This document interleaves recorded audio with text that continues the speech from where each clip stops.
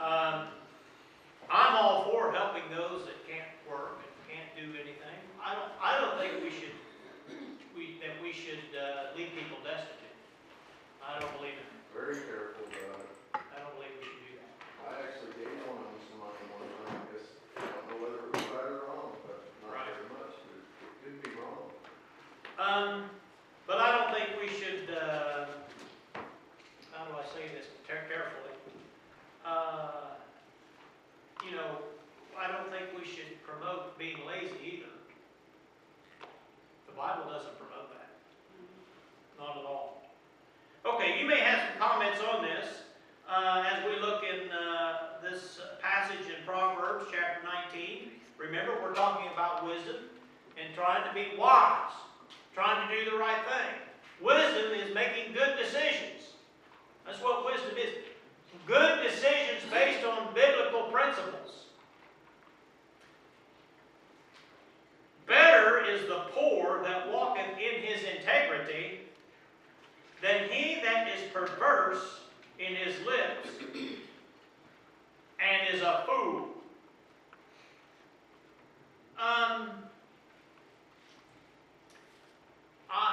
This is a big problem nowadays. People's language. My goodness. Awful, awful, awful language. Right. Yes. Boy, I don't even know what to say. It's not acceptable with the Almighty. I'll put it that way. It is not acceptable with the Almighty. The language that gets used in our day. Especially younger people. Oh my goodness. Horrible language. Perverse in his language. Well, it's better to be poor and walk in integrity. This lesson is really about the poor and the wealthy. And we're talking about the poor walking in his integrity basically means he's an honest man. And he's a trustworthy man. He may not be a rich man, but he has integrity. That is a very valuable thing, is your integrity. Boy, people do shady things. They do shady things. I talked to Dan this week, and you know what Dan told me? No. He said, and I'm going to just paraphrase and only give you part of the story. He has the whole story. But basically, he said he went to the doctor one time, and the doctor didn't do nothing, gave him a couple of little pills, and sold them for $240. Is he a crook, Dan? He's a crook. He didn't do anything to earn $240. They don't get too close to you. Well, I don't know if he's a crook or not. He might help some people, but he soaked Dan, I'll tell you that. Said their doctor sent me to another doctor, and he's talking about my heart. See, who's going to step back and see? Said, Dan, when you worried about your heart, I'm going to give it to a good Lord. He didn't do nothing for me. He didn't do anything for you. Well, it isn't a problem to be poor. It's not a disgrace to be poor. But it is a disgrace to lose our integrity. To be a thief is a problem. To not be trustworthy is a problem. People don't have to be, you don't, just because you're poor doesn't mean you can't tell the truth. If you tell somebody, you intend to keep your word. You know, we're not supposed to be lying all the time about everything. It's just not right. We can have integrity. I right to do it anytime. We don't have the right. I don't want to get down to an idea of down this road of lying. But if I tell you something, you know, I'm going to be here at 10 o'clock. I'm going to try to be here at 10 o'clock. If there's something that prevents me from being here at 10 o'clock, I may not be alive. I tried to be here and I just couldn't make it. Tension with it. If I came at 10:01 and I told you I'd be here at 10 o'clock, I don't consider that a lie. I came at 10:01, okay. But if I tell you something, and I don't intend to keep it at all, in fact, I intend to deceive you, that's a lie, and we can't get by with that. Right. We just can't get by with that. We may be poor, but we can have integrity. You understand what I'm saying here? We can have integrity. And we definitely can't get by with having a perverse mouth. I don't see Our why, language is perverse, but are cleaned up quick. I don't see why anybody lying and we're going to do nothing. Well, some people don't. It used to be that people would lie to try to make something good happen to them. But nowadays people lie for no reason. They'll tell you that it's going to, I don't know what they tell you. All kinds of lies. Knowing that it's a lie when they tell you, but they don't, doesn't matter to them. Oh boy. I know God, you're lying to the truth. And do it all. Some people would rather lie than tell you the truth. Tell you stories that's not even true. Oh boy. Well, it should not be among God's people. These wild tales that aren't true. Also, that the soul be without knowledge, it is not good. And he that hasteth with his feet sinneth. Sometimes, not too often, I'll tell Tracy this, and she doesn't like it. I may be in trouble already. Haste makes waste. Well, she's got some other lines that kind of combat that. And her lines are true also. And she can probably remind you something about procrastination and all those things.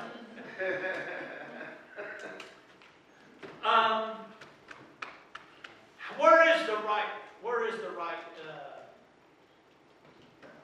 the right balance there? I don't know. You know, this does say, he that hasteth with his feet sinneth. The one who just runs to this and that and the other, he's heading for trouble. However, I get her point of view. Procrastination is not good either. It's not good either. Boy, I'm glad I got the right balance. I don't have the right balance. I'm a little slow on certain things, I agree. Any comments? Are you sure? Trace, any comments? You don't want me to comment.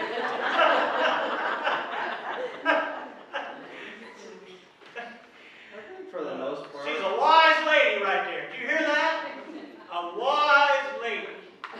You know what the scripture says? Be swift to hear and slow to speak. Be swift to hear and slow to speak. Okay. When it comes to making haste or procrastination, oftentimes I think when you really sit there and question it, you know which one you're doing. You know whether or not you're rushing around, even though you don't know what you're doing, you're just trying to make things happen. And you know when you're avoiding something because you just don't want to do it. Excellent. Someone else might not be able to tell, and if you want to, you can ration it off. Say, oh well, I can't do that because this over here. Yeah, that's the reason. That's the reason I can't do it. Reality, probably not. The reality is you just don't want to do it, and that's a convenient excuse. It might be a reason, but it's probably not the reason. The main reason. The main reason is you don't want to do it, and you're looking for any and every excuse possible to justify yourself in not wanting to do it. And the same thing with haste. You know, or you should know, hey, I don't have enough knowledge on the topic to go and do this. You don't go and just start, there's an issue with your car. You don't just go and start peeling parts off it left and right, even though you have no idea what the problem is, no idea where to look. You might be halfway up the rear end of the car, and the issue's with the engine. You don't do it. You know when you're just rushing around and you don't know what you're doing. There is a point, and for the most part, you should be able to define for yourself do I know enough? Do I have what I need in order to do this properly? Or do I already have everything I need and I just don't want to do it? Anyone else? Or could be just not a man thing. What'd you say? Nothing. We didn't hear that. Yes, you do. Something about a man thing. Or it could be just a man thing. Oh, you talking about being balanced? Is that what you was referring to? I don't think that's. Okay. Sorry? I think the balance is found in our quiet time with him. I mean, because he takes our perspectives and shows us when to move and when to stop. If we stop and listen, There's no substitute for what she's talking about. that's the answer to the balance. There's no substitute for meditation on the Lord. Take a little time. Just be quiet beforehand. Boy. The foolishness of man perverteth his way, and his heart fretteth against the Lord. Wealth maketh many friends, but the poor is separated from his neighbor. Remember what I told you last week? These are proverbs, and they're true statements. But there are exceptions. They may not be absolutely true. But it is still true. Wealth maketh many friends. If someone is very rich and very wealthy, and they just like to pass out little things to people and just, I don't know, everybody's their friend. Reminds me here about, I don't know, I mentioned it 2 or 3 times now, so you may be getting bored of it. About 2 or 3 months ago, there was a huge world conference, I believe it was in Switzerland, and a few people that I recognized was there, and they gave a speech. One of them was Elon Musk. They interviewed him, and it was amazing just to see the people flocking around that guy. He's very wealthy, the richest man in the world. And everybody wanted to be around him. You could just tell them. They were just itching to get around him. Well, that's because he's wealthy. And, in some ways, he's a pretty benevolent guy. I think he gives a lot of money away and does that kind of same thing. But the poor is separated from his neighbor. Sometimes people are disdained because they're poor. And that's not good, but it happens a lot. I think the story of the prodigal son shows us pretty good about when you have money around, Exactly. You have plenty of friends. He did. He sure did. He lived up all he had was rides living. Had plenty of When the money friends. was gone, everybody else was gone, and he fell apart not. Oh, So boy. that's kind of the picture of what we're talking about. Man, that is an excellent story and an excellent point to make right here. Wealth maketh many friends, but the poor is separated from his neighbor. And the prodigal son is an excellent example of that. When he was spending his inheritance, things were going good. Lots of friends, money was flowing. The riotous living was in full swing, whatever riotous living was. But when the money ran down, they kicked him to the curb just like they will you and me. And, boy, he fell on hard times. He had to go work with the hogs and was thinking about eating their food. And he thought about his dad.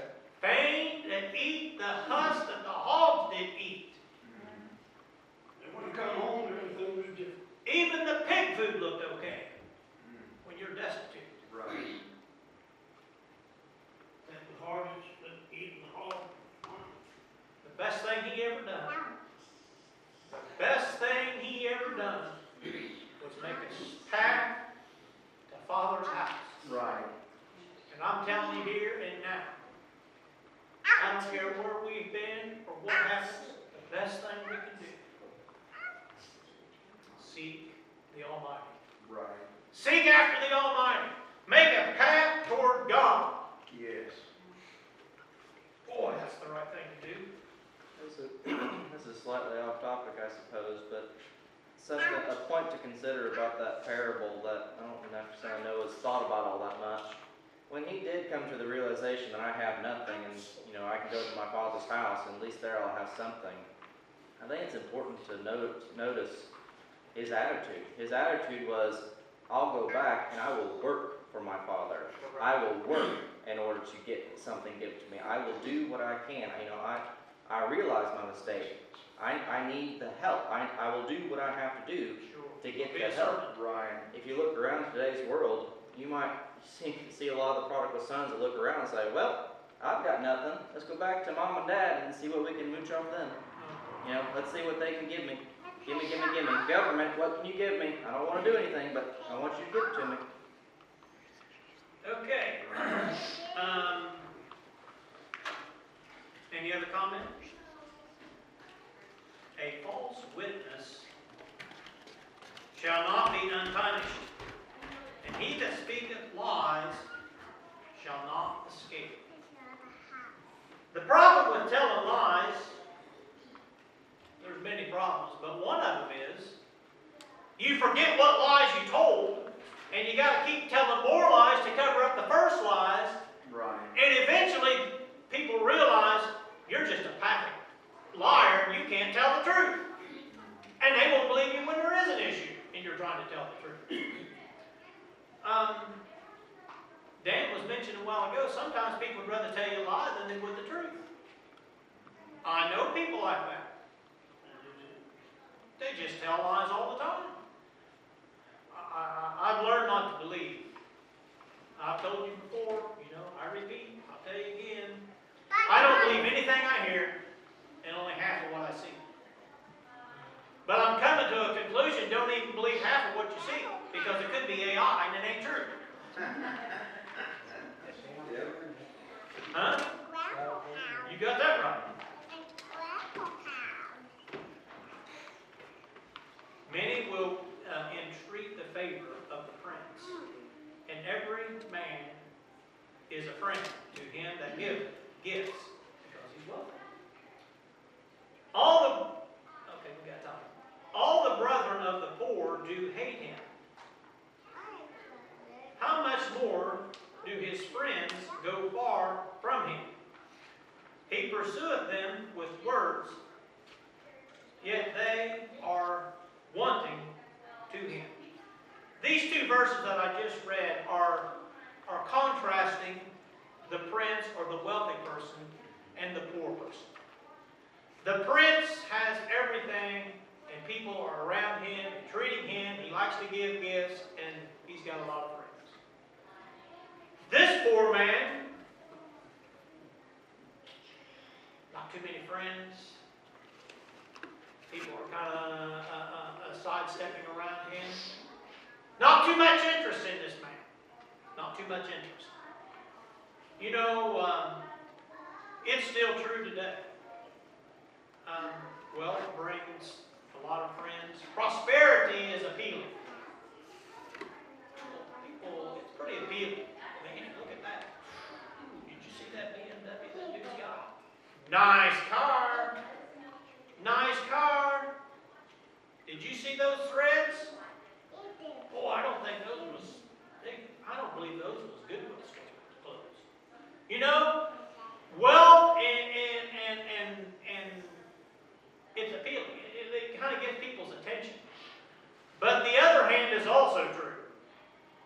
If we don't have much of this world's goods, sometimes we're overlooked. James sure got something to say about that. James has a lot to say about that. Right. Maybe we ought to take a reading on there. He gives it in very plain terms, easy to understand. When I say these things, I'm just saying this is the perspective of society. This isn't the perspective of God's people. Should not be. But perspective of society is the way I just described it. Wealth and prosperity looks good. Poor people and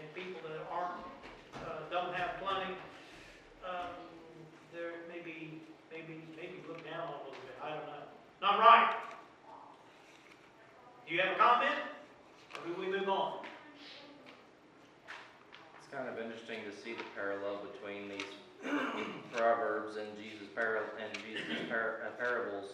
The proverbs essentially, they basically state, hey, this is how it's going to be in the real world.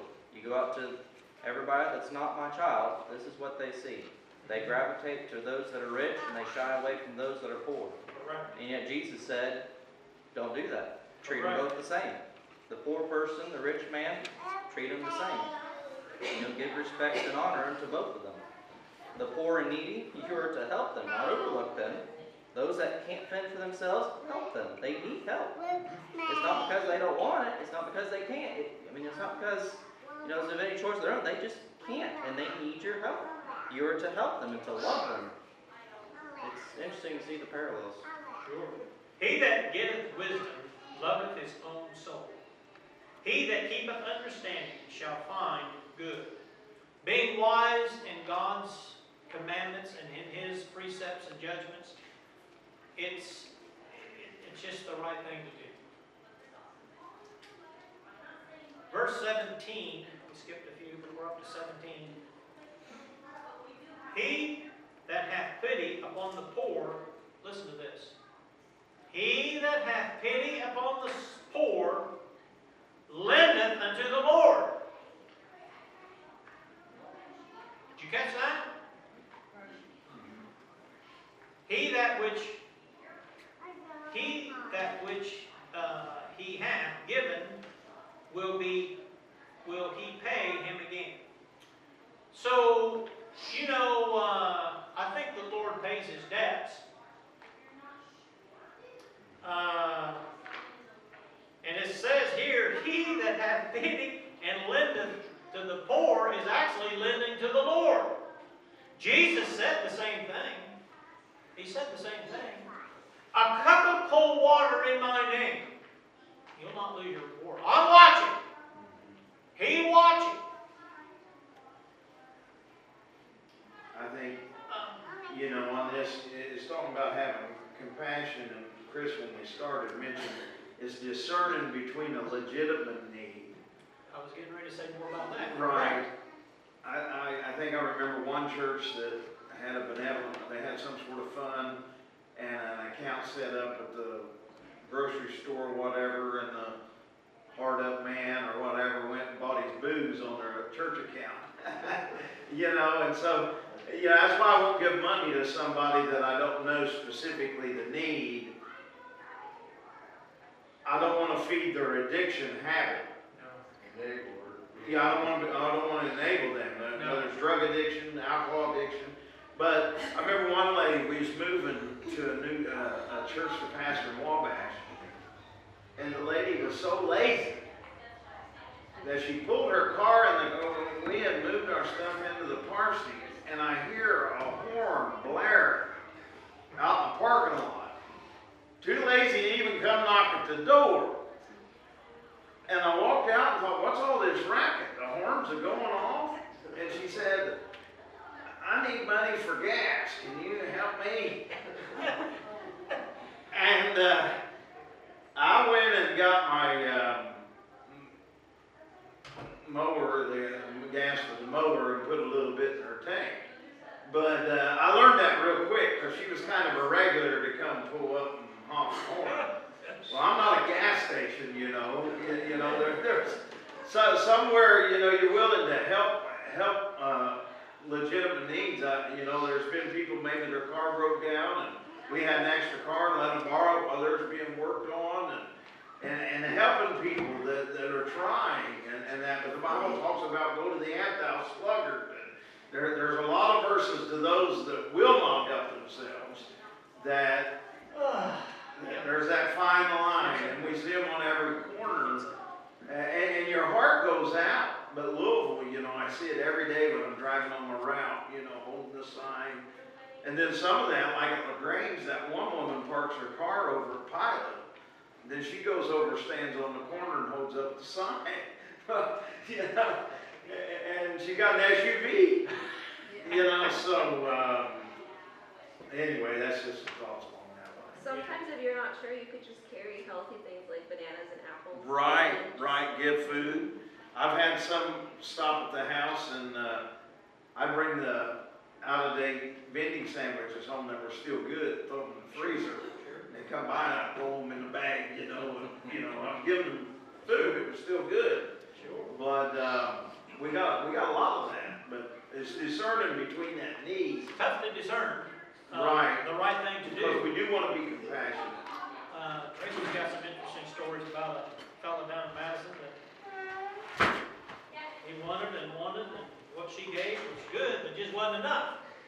He wanted more. I think that lends importance to the concept that it's supposed to be the church, or at least, God's people in the community, that's to reach out and address the needs of the community.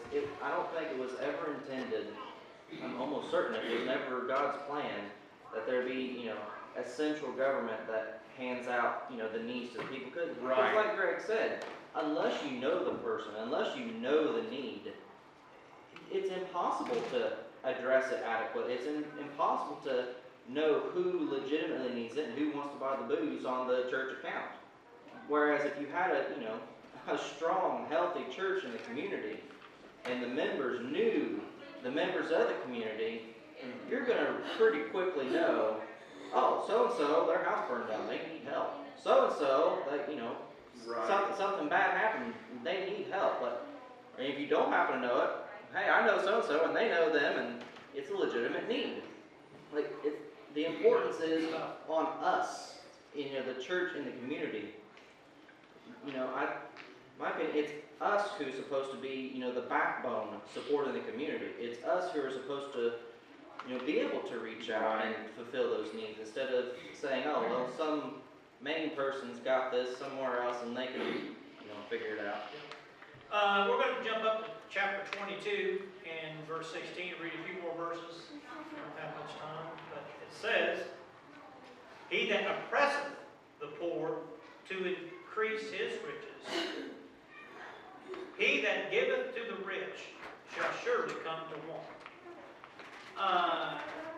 It's one thing to help the poor, but oppress the poor, that you might become a little more wealthy or in a better position. Oh boy. Bow down thine ear and hear the words of the wise, and apply thine heart unto my knowledge. For it is a pleasant thing if thou keep them within thee. They shall with all be fitted in thy lips. That thy trust may be in the Lord, I have made known to thee this day, even to thee. Have I not written to thee excellent things in counsels and knowledge, that I might make thee know the certainty of the words of truth, that thou mightest answer the words of truth to them that send unto thee. Rob not the poor, because he is poor, neither oppress the afflicted in the gate. For the Lord will plead their cause, and spoil the soul of those that spoil them. If we're against the poor, the Lord will be against us. Right. So a balance is needed.